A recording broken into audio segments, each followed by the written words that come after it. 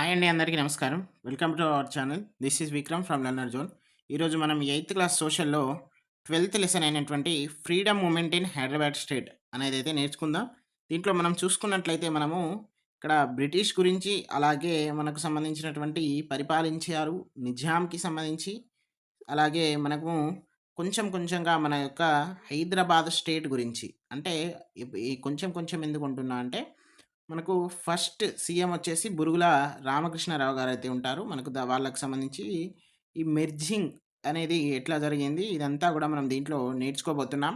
అలాగే మనకు సంబంధించినటువంటి ఏమంటారు, ఫ్రీడమ్ హైదరాబాద్ స్టేట్‌కి సంబంధించి ఐఎన్‌సి, ఆంధ్ర మహాసభ, ఇట్లా ఏఎంఎస్, తర్వాత ఆంధ్ర జనసంఘం, ఇట్లా అయితే మనం ఇవన్నీ గూడా నేర్చుకోబోతున్నాం. కాబట్టి మీరు ముందుగా సబ్స్క్రైబ్ చేసుకోండి. అలాగే లైక్ చేయండి. బెల్ ఐకాన్‌ని ఆల్‌లో పెట్టుకోండి. మనమైతే స్టార్ట్ చేద్దాం. Hyderabad was an important princely state under the British paramountcy in Deccan. ఇక్కడ టోటల్ బ్రిటిష్ కంట్రోల్‌లో ఉంది ఇండియా అంతా గూడా.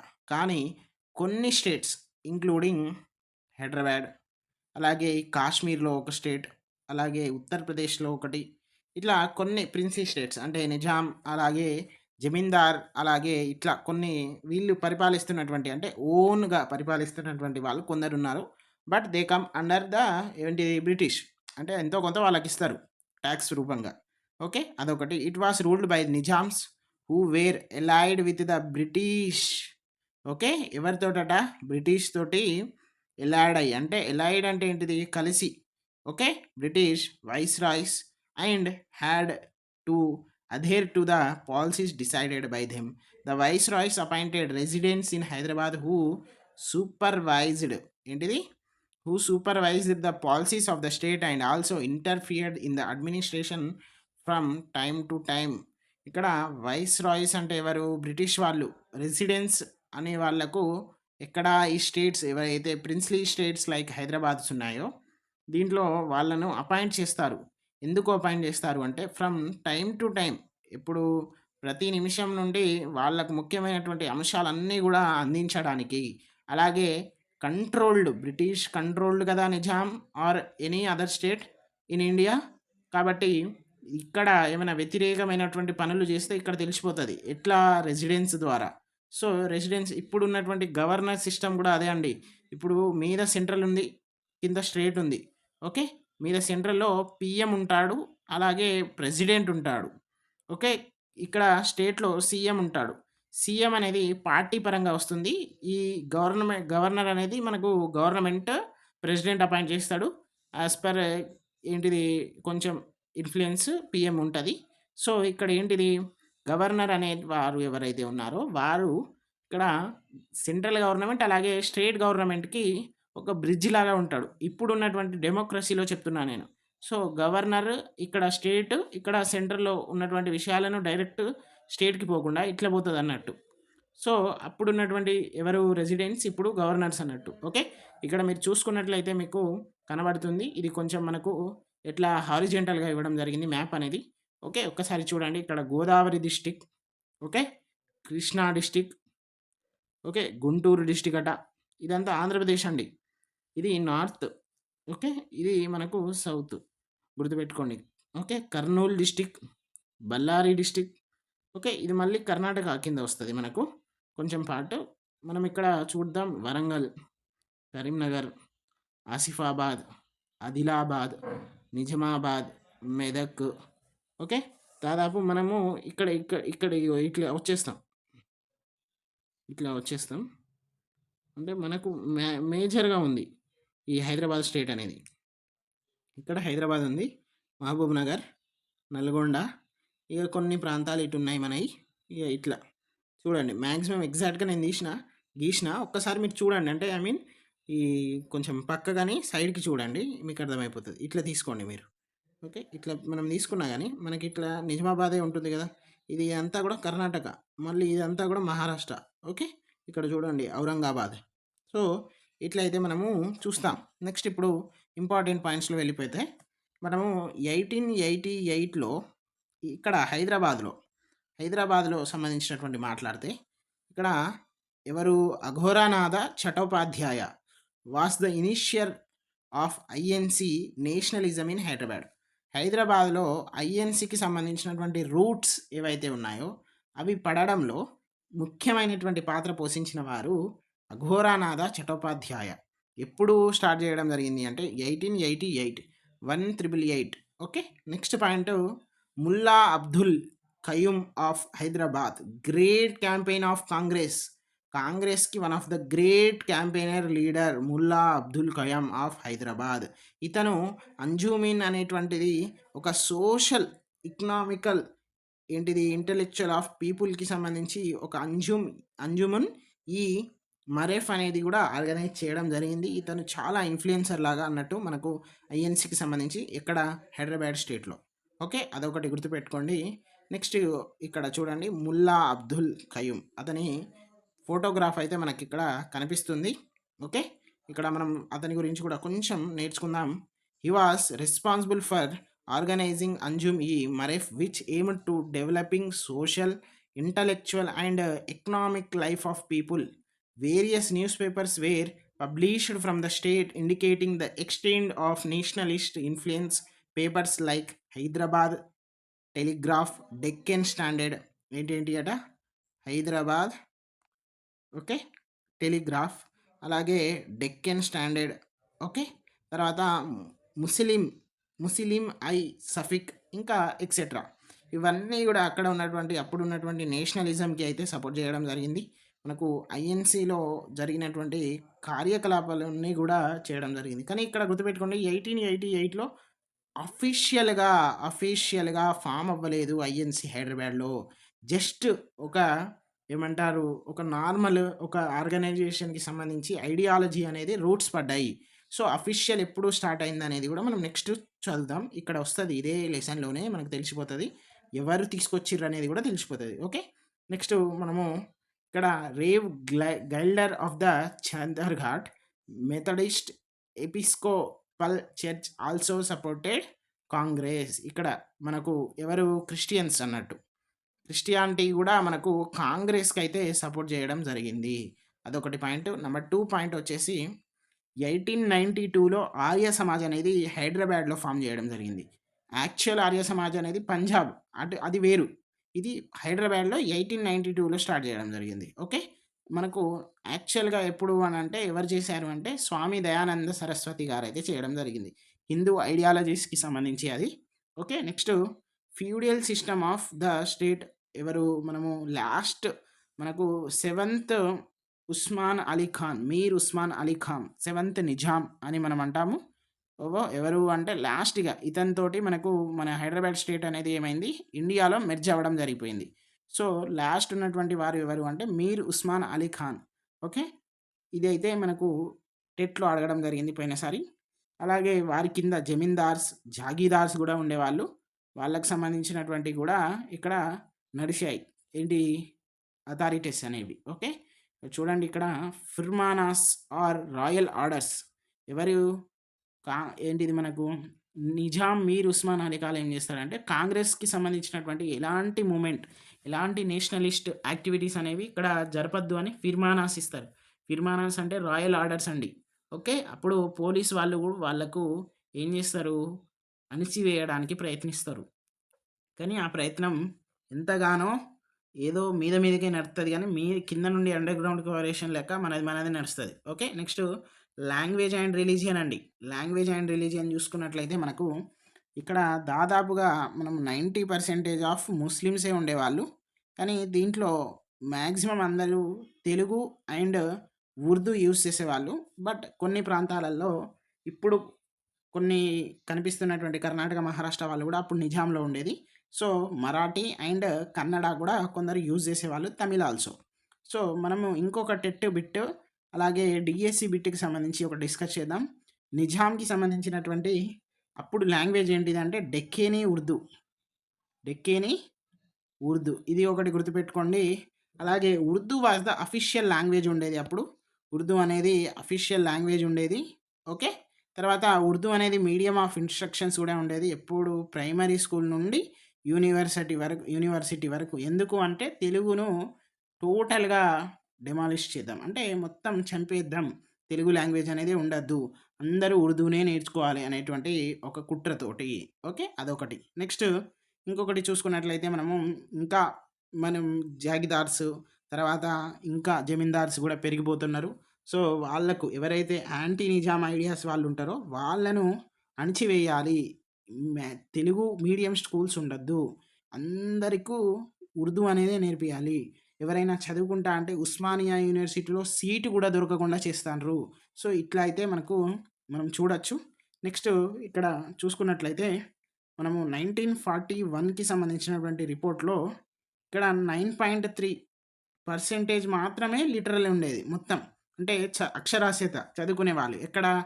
హైదరాబాద్ సంస్థానంలో, హైదరాబాద్ స్టేట్‌లో దాంట్లో 4.3 మాత్రమే వుమెన్. అంటే 5% మాత్రమే మెన్. అంటే భారతదేశం అంటే మొత్తం యూనియన్‌లోనే అత్యంతిక అంటే మనకు ఇచ్చినటువంటి టేబుల్‌లో తక్కువగా ఉన్నటువంటి లిటరసీ మనదే. లిటరేట్ ఉన్నవాళ్ళు. సో, అదొకటి ఎప్పటికి గమనించొచ్చు. అంటే చదువుకు ఎక్కువ ప్రాధాన్యత ఇవ్వలేదు. నెక్స్ట్ త్రెవెన్‌కోర్ అనేటువంటి ప్రాంతం ఆ స్టేట్‌లో 47.7 ఏంటిది అక్షరాస్యత లిటరేట్స్ ఉన్నారు. నెక్స్ట్ బరోడాలో 23% ఉన్నారు. నెక్స్ట్ మైసూర్‌లో 12.2% ఉన్నారు. అంటే మనకంటే మాక్సిమం అందరూ గూడా ఎక్కువగానే ఉన్నారు. Okay. Next the last Nizam 1911-1948 Mir Osman Ali Khan. ఇతను నిజాం సాగర్, ఆలీ సాగర్ కూడా నిర్మించడం జరిగింది. With the help of engineering sir M. Visvesvaraya. Okay. Next important industries గూడా అప్పుడు ఎస్టాబ్లిష్ చేయడం జరిగింది. ఏంటిది? An industrial trust fund was created with capital 1 crore rupees. 1,00,00,000 నజరానా 1,00,00,000 పైసలతోటైతే ఇండస్ట్రియల్ డెవలప్‌మెంట్ కోసం గూడా చేయడం జరిగింది. దాంట్లో Singareni collieries, Nizam sugar factory, Azam Jahi mills, Sirpur paper factory. ఇది ఇప్పటికీ ఉంది. ఇది గూడా ఇప్పటికీ ఉంది. ఇవన్నీ గూడా ఇప్పటికీ ఉన్నాయి. ఓకే. నెక్స్ట్ మనకు 1941లో హైదరాబాద్ స్టేట్‌కి సంబంధించి ఒక బ్యాంక్ అయితే ఎస్టాబ్లిష్ చేయడం జరిగింది. అదే SBH state bank of Hyderabad లేదా హైదరాబాద్ స్టేట్ బ్యాంక్ అంటాము. ఇప్పుడు అది మెర్జ్ అయిపోయింది. ఎందులో? ఎస్‌బీఐ స్టేట్ బ్యాంక్ ఆఫ్ ఇండియాలో. ఓకే. తర్వాత మనకు సెపరేట్ కరెన్సీ అనేది ఉండేది. హైదరాబాదీ రూపీ. ఏంటిది? మనకు ఉస్మానియా సిక్కా అని. సో, ఇవైతే సెపరేట్ కరెన్సీ ఉంటాయి. వీళ్ళే ముద్రిస్తారు. వీళ్ళ హైదరాబాద్ ఎస్టేట్‌లోనే ఎక్కువగా చలామణి అవుతాయి. Next Osmania general hospital, Osmania university, high court, central state library, jubilee hall, town hall. ఇప్పుడు మనము అసెంబ్లీ హాల్ అని అంటాము. తర్వాత Unani hospital, Hyderabad museum, Hyderabad house in Delhi. ఇవన్నీ గూడా వాళ్ళు అప్పుడున్నటువంటి నిజాంసే మనకైతే కట్టి ఇచ్చిపోయిర్రు. ఓకే. అదొకటి. నెక్స్ట్ ప్రొటెక్ట్ ద హిస్టారికల్ మొన్యుమెంట్స్‌కి సంబంధించి మన పూర్వస్తు శాఖ ఏమంటాం? మంచి మన హిస్టారికల్ మూవ్‌మెంట్ ఏవైతే ఉన్నాయో అవన్నీ గూడా ప్రొటెక్ట్ చేయడానికి ఒక డిపార్ట్‌మెంట్ గూడా ఎస్టాబ్లిష్ చేయడం జరిగింది మన కోసం. 1914లో దాని పేరే ఆర్కియాలజికల్ డిపార్ట్‌మెంట్. ఓకే. అది గూడా గుర్తుపెట్టుకోండి. నెక్స్ట్ మనము ఆంధ్ర జనసంఘం, లైబ్రరీ మూవ్‌మెంట్ ఈ రెండిటి గురించి నేర్చుకుందాం. ఓకే. గుర్తుపెట్టుకోండి. చాలా అంటే చాలా ఇంపార్టెంట్. ఆంధ్ర జనసంఘం అలాగే library movement. First library movement గురించి నేర్చుకున్నట్లయితే 1901లో శ్రీకృష్ణదేవరాయ ఆంధ్ర భాషా నిలయం. శ్రీకృష్ణదేవరాయ ఆంధ్ర భాషా నిలయం అని హైదరాబాద్‌లో ఒక లైబ్రరీ అనేది, గ్రంథాలయం అనేది స్టిల్ ఈ రోజుకి 2025కి కూడా నడుస్తుంది. ఎవరైనా కావాలి అంటే చూడొచ్చు. ఎవరు ఎస్టాబ్లిష్ చేశారు అంటే కొమ్మరాజు లక్ష్మణరావు విత్ నాయిని వెంకట రామగారావు, నెక్స్ట్ రావిచెట్టు రంగారావు. వీళ్ళు ముగ్గురైతే ఎస్టాబ్లిష్ చేయడం జరిగింది. మీరు ఎట్లా గుర్తుపెట్టుకోండి అంటే కేఎన్ఆర్. ఓకే. కేఎన్ఆర్ అయితే గుర్తుపెట్టుకోండి. ఏంటిది? కొమ్మరాజు, నాయిని, తర్వాత రావి చెట్టు లేదా అంటారా ఎల్‌వీఆర్ ఇట్లా లక్ష్మణరావు. ఓకే. తర్వాత మనకు రంగారావు. ఓకే. రమణగ్రయ్య, రావి చెట్టు రంగారావు. ఇక ఈ కేవీఆర్ అనేది బెటర్ ఉంది కదా! ఇది బెటర్‌గా ఉంది. ఇది గుర్తుపెట్టుకోండి. నెక్స్ట్ మనకు 1921లో ఏంటిది? వివేకవర్ధని కళాశాల, వివేకవర్ధని కాలేజ్ అనేది హైదరాబాద్‌లో స్టార్ట్ చేయడం జరిగింది. తర్వాత 1924లో మాడపటి హనుమంతరావు గారు అయితే ఆంధ్ర జన సంఘం అయితే స్టార్ట్ చేయడం జరిగింది. ఎందుకు అనంటే to establish libraries and reading rooms, encouraged students and scholars. మన తెలుగు లిటరసీ మీద మన వాళ్ళకు ఇంకా అభిరుచి కలగాలి, ఇంకా రుచి మరగాలి. మన తెలుగు మర్చిపోతున్నారు. నిజాం ప్రభుత్వం అంతా గూడా ఉర్దూను రుద్దుతుంది. తర్వాత ఇది డెక్కనీ ఉర్దూ ఏదైతే ఉందో వాళ్ళకి సంబంధించి వాటి మీదనే ఎక్కువ డామినేటెడ్‌గా ఉంది అని మన వాళ్ళు గూడా గ్రహించి ఇది చేయడం జరిగింది. తెలుగు లిటరసీని ప్రమోట్ చేయాలి, ప్రొటెక్ట్ చేసుకోవాలి. రీడింగ్ రూమ్స్ ఎంకరేజ్ చేయాలి. లైబ్రరీస్ ఇంకా ఉండాలి. ఆథర్స్ ఇంకా పెరగాలి. రైటర్స్ ఉండాలి. సో, ఇవన్నీ గూడా చేయడం జరిగింది. అప్పుడున్నటువంటి దాంట్లో 4000 స్కూల్స్ కూడా తెలుగు వాళ్ళకి గూడా ఎస్టాబ్లిష్ జేయడం జరిగింది. బట్ దానికి గవర్నమెంట్ అనేది అపోజ్ చేయడం గూడా జరిగింది. నెక్స్ట్ ఏఎంఎస్ ఆంధ్ర మహాసభ. మనం ఇప్పుడు నేర్చుకున్నదేంటిది? ఆంధ్ర జన సంఘం. ఓకే. ఏజేఎస్ అది. ఓకే. అది ఒకటి గుర్తుపెట్టుకోండి. ఇది మనకు ఏఎంఎస్ అంటే ఆంధ్ర మహాసభ. ఇది ఎప్పుడు అంటే దాదాపుగా మనకు 1930 అండి. అది ఎప్పుడు అంటే 1924 అంటే ఒక 6 ఇయర్స్. నేను ఎందుకు అన్నీ కంపారేటివ్ చేసుకుంటా అంటే అన్నీ మనకు ఖచ్చితంగా ఇంపార్టెంట్. 1901 ఏమో ఆంధ్ర భాషా నిలయం శ్రీకృష్ణదేవరాయలకు సంబంధించి, 1921లో ఏమో వివేకవర్ధిని అది కాలేజ్ ఒకటి. నెక్స్ట్ 1924లో ఏమో ఏజేఎస్, 1930లో ఏమో మనకు ఏఎంఎస్. ఓకే. అది మాత్రం గుర్తుపెట్టుకోండి. ఇక్కడ ఒక colonial officer as well as Indian official from Nizam's court meeting as Keslapur in Adilabad. ఇగో చూడండి అప్పుడున్నటువంటి చిత్రం అండి ఇది. ఓకే. మనకు నిజాం వాళ్ళు ఉండే కదా అప్పుడున్నటువంటి కేస్లాపూర్‌లో మనకు నాగోబా జాతర నడుస్తుంది. చాలా అద్భుతమైనటువంటి పండుగ, జాతర. అలాగే ఆదిలాబాద్‌లో ఉంటుందది. మనకు 5 రోజుల వరకు జరుపుతారు. మనం ఈవీఎస్‌లో మనం ఇది నేర్చుకుంటాం 5థ్ క్లాస్‌లో. సో, వీటి మీద గూడా ప్రశ్నలు వస్తాయా అంటే 100% వస్తాయి. కాబట్టి మన క్లాస్ వినాలి. ఓకే. ఇక్కడ ఆంధ్ర మహాసభ గురించి నేర్చుకుందాం. The leaders of various sections decided to unite into a large organisation and thus Andhra Mahasabha. AMS was formed in 1930. Among its founder were Madapati Hanumantrao, Ravi, Narayana Reddy, etc. Its initial objectives were creation of more educational facilities. They submitted prayers and requests to the governments seeking the establishment of schools and redressing grievances of the people. In its annual conference 1935, the following demands were identified. వాళ్ళు ఏం చేశారట? Prayers request ఎవరికి? గవర్నమెంట్‌కి. ఎందుకు? Educational facilities ఇవ్వండి, create చేయండి మాకు అని. దాంట్లో కొన్ని ఒక 6 అయితే ఉన్నాయి. వాటిని చూద్దాం. 1935లో ఏంటిది? యాన్యువల్ కాన్ఫరెన్స్ జరిగింది. వాళ్ళ దగ్గర ఇవి నోటిఫైడ్ ఉన్నటువంటి డిమాండ్స్ ఏమున్నాయో చూద్దాం. Compulsory primary education should be implemented. Mother tongue Telugu should be the medium of the instruction. తర్వాత the legitimate rights of the people in jagirs should be protected. Child marriage should be discouraged. తర్వాత local self government should be introduced. తర్వాత untouchability should be eradicated and the untouchable should be give due to place in the society. ఏంటిదట? కంపల్సరీగా education అనేది అయితే ఉండాలి, implement చేయాలి. Mother tongue తెలుగులోనే ఉండాలి. ఓకే. నెక్స్ట్ మనము జాగిర్స్‌లో ఉన్నటువంటి పీపుల్‌ని ఒక కనీసం మర్యాద అయితే ఇవ్వాలి. చైల్డ్ మ్యారేజెస్ ఉండకూడదు. అలాగే ఇంకేం చేయాలి? మనకు లోకల్ సెల్ఫ్ గవర్నమెంట్ ఉండాలి. అన్‌టచబిలిటీకి సంబంధించి కూడా ఉండాలి.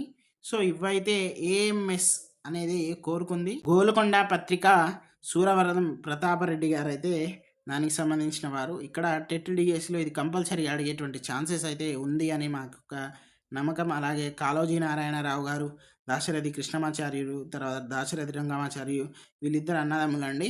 ఓకే. వీళ్ళందరూ కూడా అప్పటి నుండే ఉన్నవాళ్ళే. Okay. Next Hyderabad state Congress అఫీషియల్‌గా ఫామ్ అయింది 1938లో. ఓకే. హైదరాబాద్‌లో ఏంటిది? కాంగ్రెస్ అనేది ఫామ్ అయింది. అయినా గానీ ఇదంతా మొత్తం ఏంటిది? యూనియన్‌లో కలపాలి మమ్మల్ని. ఇక్కడ వాళ్ళకు 1946కి తెలిసిపోయింది. ఏమని? ఇండియాకైతే ఏంటిది? ఇండిపెండెన్స్ అయితే వచ్చేసిస్తది ఖచ్చితంగా. కాబట్టి నిజాం రాజుల నుండి మేము ఇండియన్ యూనియన్‌లో కలవాలి అని వీళ్ళు ప్రజలు కోరుకోవడం జరిగింది. దాన్ని గుర్తించినటువంటి నిజాం ఏం చేసిండంటే 'వందే మాతరం' అనేటువంటి నినాదం దాని యొక్క పాటకు సంబంధించి అన్నీ గూడా బ్యాన్ జేయడం జరిగింది. అలాగే ఇక్కడ ఐఎన్‌సీలో కీలకమైనటువంటి వారెవరు అంటే స్వామి రామానంద తీర్థ. ఓకే. వీరైతే కీలకంగా ఉన్నారు. ఇగో ఇక్కడ చూడండి మీకు మాడపట్టి హనుమంతరావు గారు, అలాగే స్వామి రామానంద తీర్థ గూడా మీకిక్కడ చూడొచ్చు. సో, ఇవన్నీ గూడా మనము ఇక్కడ చూసుకున్నట్లయితే మనకు మంచి బ్రీఫ్ ఎక్స్‌ప్లనేషన్ అయితే వస్తుంది. సో, ప్లీజ్ సబ్స్క్రైబ్ చేయండి. లైక్ చేయండి. అలాగే ఒక షేర్ చేయండి. ఎందుకంటే ఇంత మంచి కంటెంట్ అయితే మేము అందిస్తున్నాము. కాబట్టి లైక్ చేస్తారు, షేర్ చేస్తారని అయితే అనుకుంటున్నాం. కొండా లక్ష్మణ్ బాపూజీ గారి గురించి అయితే నేర్చుకుందాం ఇక్కడ. ఇతను ఇక్కడ క్యాస్ట్ మీద డిస్క్రిమినేషన్ మీద ఎక్కువగా చేయడం జరిగింది. అలాగే వెట్టికి సంబంధించి ఈ నిజామాబాద్ ఆర్మూర్ తాలూకుకు సంబంధించి దాంట్లో గూడా బాగా అగెనిస్ట్ చేయడం జరిగింది.